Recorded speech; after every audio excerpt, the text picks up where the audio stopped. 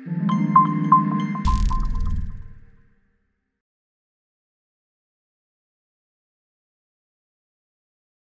الموضوع طبعا تعرفوا الجميع هو مسودات القانون الجنائي اللي تم النقاش ديالها الان حاليا.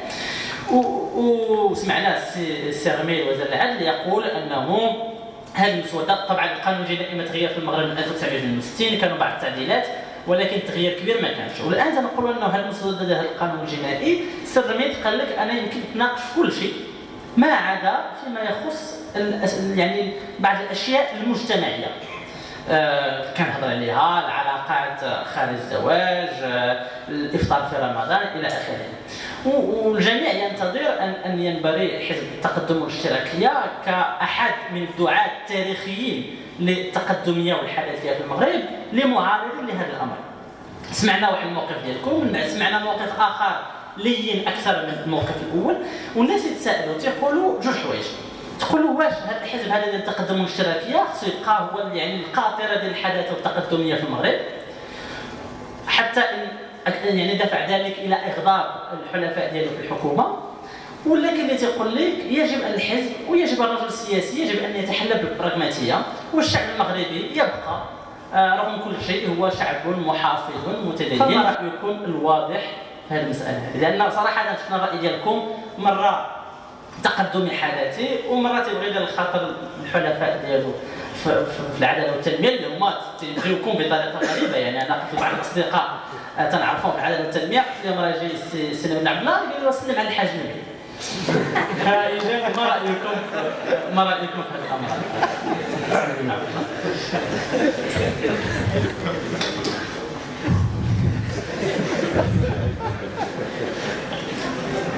بغي نقول لك كحاج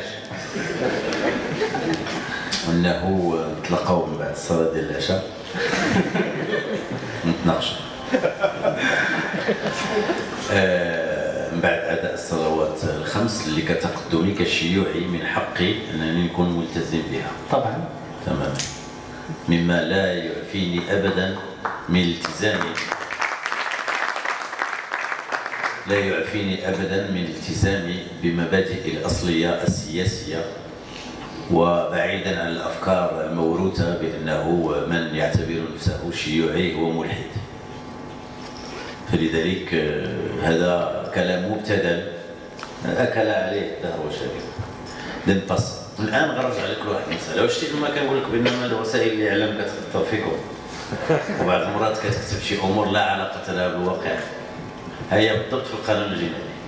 الو غوبخون كاين واحد القانون الجنائي مسوده كما نقول بعد وبراء في اللغه انه بروجي، بمعنى باقي ما خرجش حتى من وزاره العدل، باقي ما خرجش بروسيسوس ديال القوانين. الوزاره المعنيه كتحضر تبقى تطبخ في داك الشيء، سير واجي اتصل عيط لي كونسيرني ايتترا. كنا كيقادوا الامور كيبداو في اتصال مع الامانه العامه ديال الحكومه، هكذا كتتم الامور، ومن بعد لما كيزيدوا يكادوا يطبخوها شي شويه بشغل ايجابي كيوزعوها على الوزارات الاخرى. لما كيوزعوها على الوزارات الاخرى كل واحد كيدلي بالدلو ديالو، عاد كيجمعوا داك الشيء عاد كيعرضوها على المجلس الحكومي. شوفوا حنا راه باقيين بعاد على هذا الشيء كامل، ماشي البرلمان، هذه غير باقا في وزاره العدل. لكن خرجت الريحه، لما خرجت الريحه وسمعنا خرجنا بلاغ ديال المكتب السياسي في البلاغ الاسبوعي قلنا فيه بصيغه ايجابيه. علاش؟ لان احنا مساهمين في حكومه. سي سامبل ان الواحد يتبع البراغمائيه ويتبع نوع من الانتهازيه. انا عود في حكومه ونطلع بلاغ نقول فيه وسيكون حزب التقدم والاشتراكيه معارضا شديدا لاي توجه يسعى الى الضرب في الحريات، وانت جالس في الحكومه وكتقول هذه الهضره. احنا قلنا سيسعى حزب التقدم والاشتراكيه الى ان الصيغه المعروضه على الحكومه انها تكون تساير المضمون ديال الدستور وتحترم الحريات وغيره، بمعنى انه داخل الحكومه وبمسؤوليه وفي اطار الاختلاف المقاربات هما مدرسه سياسيه وحنا مدرسه سياسيه، كل واحد منين شرب ايديولوجيه.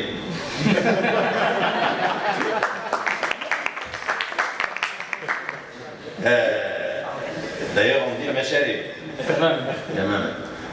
فكل واحد منين جايب هذا الشيء هذا طبيعي ان تكون عندهم منطلقات انتخ قوسين. كيجيو عندي حنا حزب معروف بدفاعه عن حقوق النساء، وانا شخصيا مقتنع كثيرا بهذا الموضوع، لكن هناك من ياتي عندي يقول لي عندما يتكلم السي عبد الاله بن كيران بخصوص في البرلمان على النساء لا يتكلم بالصيغه التي يتعين ان تكون هي الصيغه اللي انتم كتكلموا بها. نقول لهم الاله بن كيران هذاك راه ماشي نبيل بن عبد الله، هذاك راه مرجعيته طبيعي ان يتكلم بالطريقه اللي هو كابر فيها ومقتنع بها، لكن في النهايه ما يهم هو النتيجه، شنو غيخرج، شنو غيكون في القانون، شنو غيكون المضمون، هذا اللي مهم.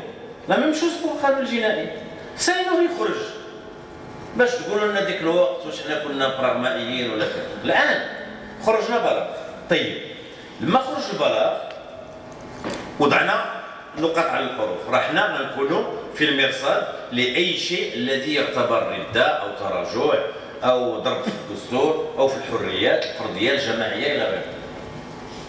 كانت هناك مناسبه اللي هي تواجدي كضيف ديال لما وكاله المغرب العربي للانباء قبل 10 ايام اعتقد، نهار الاثنين الشهاده اللي داز لي قبل منه، جبدوا الموضوع تناقشت، قلت ما مفاده هذا الشيء، وقلت بانما هناك 5 ولا 6 ديال النقاط اساسيه، علما انه قبل ذلك هذا القانون الجنائي فيه امور ايجابيه كثيره. المشكل ديالنا في المغرب هو انه كتكون شي حاجه مهمه كيكون فيها شي جانب ايجابي كنضربوا، كان شي جانب سلبي كنضربوا الايجابي في الزيرو كامل وكنمشيو نوقفوا عند ديك النقط. حنا واعتقد انه حسب ما الطريقه باش كتكلم وما اعرفه عليك انك كتنتمي نسبيا لواحد الموقع اللي هو يسير هذه النظره التقدميه الديمقراطيه الحداثيه. هذا القانون الجنائي المشروع المسوده لافون بروجي شنو فيه؟ فيه بدايه احدث ما هو موجود من قضايا مطروحه على الصعيد العالمي وفي الاتفاقيات الدوليه، رأي لي كريم كونتر لومانيتي، الجرائم ضد الانسانيه، لاول مره كيدخلوا في الترسانه القانونيه المغربيه. جرائم الحرب لاول مره كيدخلوا في الترسانه القانونيه المغربيه. بعض القضايا الاخرى الفلسفيه المذهبيه اللي مطروحه كذلك لاول مره كندخلوا. اعدام انا جاي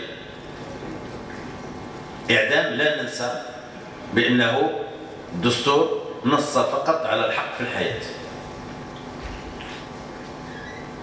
وهذا من الامور الاشكاليات الاساسيه اللي مطروحه في المجتمع. بالطبع الجزء الاكبر من حزب العداله والتنميه لا يؤمن بامكانيه حذف الاعدام، ولكن يمكن لي نقول لكم بانه في عدد، احنا كحزب تقدم الاشتراكيه قدمنا في المذكره ديالنا ان الحق في الحياه وحذف عقوبات الاعدام، هذا موقفنا.